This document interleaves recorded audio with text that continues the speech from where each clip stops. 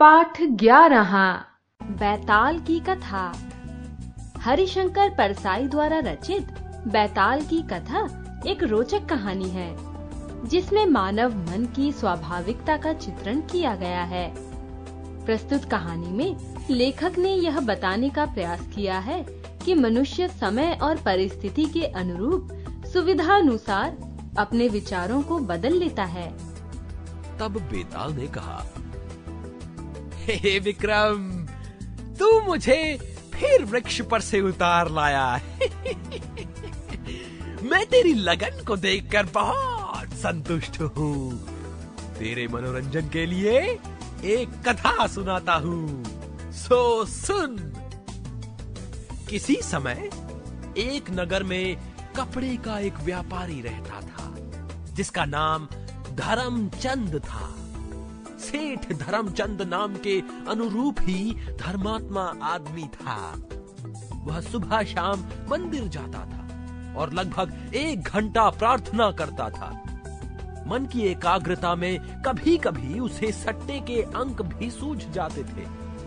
उसकी दुकान पर धर्म पेटी रखी थी। वह बड़ा मिलनसार और मधुर स्वभाव का व्यक्ति था।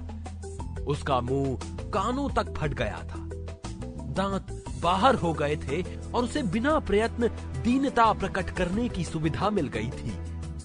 जब वह किसी से बोलता तो उसके मुख पर ऐसी मीठी मुस्कान खेलती, दांत ऐसी दीनता बताते और आंखों में ऐसी लाचारी होती कि सामने वाले से वह यदि उसका सिर भी मांग लेता तो वह एकाएक मना नहीं कर सकता था। धर्मचंद बहुत ईमानदार था क्योंकि ग्राहक से बात करते हुए वह ईमान कहता जाता था। वह सच्चा आदमी था क्योंकि वह कपड़े की दर और उधारी का हिसाब भगवान की कसम कहकर बताता था। हे विक्रम, धर्मात्मा आदमी की परीक्षा ईश्वर बार बार लिया करता है। धर्मचंद पर भी मामले मुकदमे चलते रहते थे। कभी वह किसी पर मुकदमा चलाता था और कभी कोई उस पर।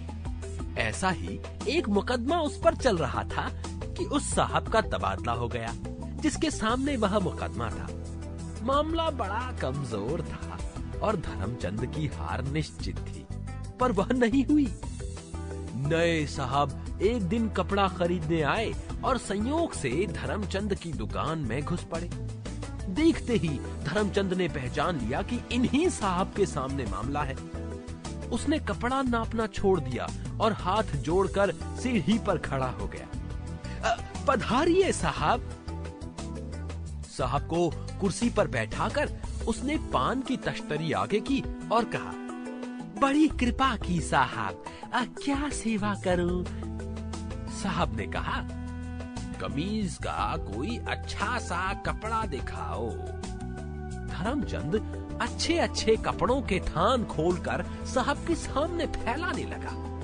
ऐसा प्रेम विभोर होकर कपड़े फैला रहा था जैसे भक्त भगवान को भोग लगाता है। साहब ने एक कपड़ा पसंद किया और पूछा, क्या भाव है इसका? धर्मचंद ने हाथ जोड़कर कहा, हमको क्यों लज्जित करते हैं? दुकान आपकी है, कितनी कमीजों का दूं? साहब का मुख कठोर हो गया। वह बोले, नहीं, मैं ऐसे नहीं लेता, कभी नहीं लिया, दाम बताओ। हे विक्रम, साहब भी ईमानदार थे। इस समय 2 ईमानदारों की टक्कर हो रही थी। धर्मचंद थोड़ी देर चुप बैठा रहा, फिर उसने हार मान ली और बड़े दुखी स्वर में कहा, 120 रुपए मीटर। साहब ने सुना, उनके चेहरे पर से कठोरता एकदम गायब हो गई और उसका स्थान पीड़ा ने ले लिया। साहब बहुत परेशान हो गए। धर्मचंद बड़े ध्यान से साहब के चेहरे को देख रहा था। उनकी पीड़ा से उसका हृदय फटा जा रहा था। साहब ने अटकते स्वर में कहा, नहीं भाई, इतना महंगा नहीं पहन सकते। वे उठकर चलने लगे। धर्मचंद ने उनके मुख को देखा और वह स्वयं रुआंसा हो गया। उसने विनती की, साहब, कीमत की कोई बात नहीं, आप ले तो जाइए। यह सुनकर न जाने क्यों साहब को क्रोध आ गया। वे धर्मचंद को रास्ते से हटाकर दुकान से बाहर निकल गए। जब तक वे आंखों से ओझल नहीं हो गए, धर्मचंद उन्हें देखता ही रहा। फिर मन मसोस कर काम करने लगा। उस शाम को जब धर्मचंद भगवान के सामने प्रार्थना करने बैठा, तो उसके निर्मल हृदय से स्वर उठा, हे धर्म, तूने साहब का दुखी मन देखा। उनकी आंखों में कितनी विवशता थी, कितनी निराशा थी, कितने लालच में उन्होंने वह कपड़ा पसंद किया और कीमत सुनकर चेहरा कैसा उतर गया। सोचते होंगे, हाय, हम अफसर कहलाते हैं पर मन का कपड़ा नहीं पहन सकते। धर्मचंद, तू तो अफसरों की हालत भली भांति जानता है। तू बड़ा दयालु मनुष्य है। क्या तुझे साहब पर दया नहीं आती? क्या तू उस दुखी की इतनी सी इच्छा पूरी नहीं कर सकता? धिक्कार है तेरे पूजन वंदन को। अरे मूर्ख, दया धर्म का मूल है। धर्मचंद ने आत्मा की आवाज सुनी। उसका हृदय भर आया। उसकी नजरों में साहब का चेहरा झूल गया और आंसुओं की धारा बहने लगी। धोती से आंसू पोंछकर उसने हाथ जोड़े और कहा, हे भगवान, मुझसे बड़ी भूल हुई। हे दया निधान, वस्त्र के मामले में आपकी उदारता जानता हूं। जब आप द्रौपदी को एक के बाद एक सैकड़ों साड़ियां देते गए, तो मैं आपका भक्त क्या साहब को कमीज नहीं पहना सकता? हे प्रभु, ये साहब लोग ही आज की द्रौपदी है। मुझे आशीष दो कि मैं उस दुखी का दुख दूर कर सकूं। मैं प्रतिज्ञा करता हूं आपसे कि 1 महीने के भीतर साहब को उस कपड़े की कमीज पहना कर रहूं। प्रतिज्ञा करने से धर्मचंद का मन हल्का हो गया। 8 दिन बीत गए। 9वें दिन प्रातः काल धर्मचंद ने स्नान किया, तिलक लगाया और दुकान पर आया। उसने उस स्थान में से 4 कमीजों का कपड़ा फाड़ा और कागज में लपेटकर बगल में दबाया। मन ही मन ईश्वर का ध्यान करते हुए वो साहब के घर पहुंच गया। साहब ने उसे पहचान लिया। पूछा, क्यों सेठ जी, कैसे आए?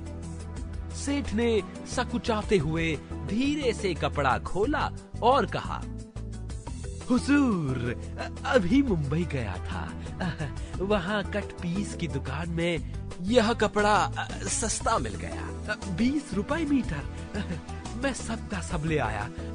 6 कमीजों का था, 2 कमीजों का मैंने अपने लिए रख लिया और यह 4 का हुजूर के लिए ले आया। उसने कपड़ा साहब के हाथ में दे दिया। साहब ने कपड़ा देखा, फिर खिड़की के बाहर देखा, फिर जमीन की तरफ देखते हुए कहा, बड़ा सस्ता मिल गया। अच्छा किया जो आप ले आए। धर्मचंद ने कहा, हम तो साहब सेवा करने को हमेशा तैयार रहते हैं। धन दौलत साथ नहीं जाती, सेवा ही साथ जाती है। साहब ने 20 रुपए मीटर के हिसाब से कीमत दी, जो धर्मचंद ने सहर्ष ले ली। चलते चलते वह बोला, साहब, यहाँ के दर्जी बड़े बदमाश हैं। आप नए ही आए हैं, मैं अपना विश्वासी दर्जी भेजूंगा। शाम को धर्मचंद का विश्वासी दर्जी गया और साहब की नाप तथा कपड़ा ले आया। धर्मचंद हाथ जोड़कर भगवान से प्रार्थना करने लगा, प्रभु, मेरी प्रतिज्ञा पूरी हो गई। साहब अब अवश्य ही उस कपड़े को पहन सकेंगे। यह सब आपकी ही इच्छा से हुआ है। अब मेरी लाज आपके हाथ है। हे विक्रम, कमीजें बन गई, इस्त्री हो गई, उठाकर पहनने लायक हो गई। जिस दिन साहब के सामने मामला पेश होना था, उस दिन सुबह धर्मचंद तैयार कमीज लेकर साहब के पास पहुंच गया। साहब तैयार कमीजों को देखकर बहुत प्रसन्न हुए और धर्मचंद को पुनः धन्यवाद दिया। हे विक्रम, ऐसा कौन साहब होगा जो ऐसी अच्छी कमीज पहनने में देर करे? अर्थात कोई नहीं। ये साहब भी उनमें से एक कमीज पहनकर दफ्तर गए। साहब के सामने मामला पेश हुआ। उन्होंने पक्ष विपक्ष समझा। इसी समय धर्मचंद सामने से साहब की ओर देखता हुआ निकल गया। दोनों मुस्कुरा उठे। हे विक्रम, उस छवि का वर्णन तो शारदा भी नहीं कर सकती। साहब ने फैसला लिखने के लिए कलम उठाई। इसी समय किसी अंतः प्रेरणा से उनकी नजर कमीज पर पड़ी। सहसा एक चमत्कार हुआ। एक क्षण में वह कपड़ा फौलाद में परिवर्तित हो गया। उस फौलादी कमीज के वजन से साहब की रीढ़ झुक गई। कमीज धीरे धीरे सिकुड़ने लगी और साहब के अंग अंग कसने लगे। आस्तीन सिकुड़कर हाथों में कसने लगी। कॉलर ने सिकुड़कर गला घोट दिया। साहब कराह उठे। कमीज सिकुड़ती जा रही थी। घबराकर साहब ने फुर्ती से धर्मचंद के पक्ष में निर्णय लिख दिया। एक क्षण में फिर कमीज कपड़े की हो गई। कैसा चमत्कार हुआ। धर्मचंद के जीतने की खबर फैल गई। सबको आश्चर्य हुआ। कोई कहता साहब ने ईमान खो दिया। कोई कहता साहब बेचारे क्या करें, ईमान तो धर्मचंद का गया। कुछ लोग कहते कि दोनों ने ईमान खोया। कथा समाप्त कर बेताल थोड़ी देर चुप रहा, फिर बोला, हे विक्रम, कथा तूने भी सुनी। अब तू बता कि किसका ईमान गया, साहब का, धर्मचंद का या दोनों का? विक्रम ने तुरंत उत्तर दिया, ईमान किसी का नहीं गया, क्योंकि धर्मचंद ने कपड़े का दाम लिया और साहब ने भी कीमत देकर कपड़ा लिया। यह सुनकर बेताल उड़ा और फिर वृक्ष पर जाकर लटक गया।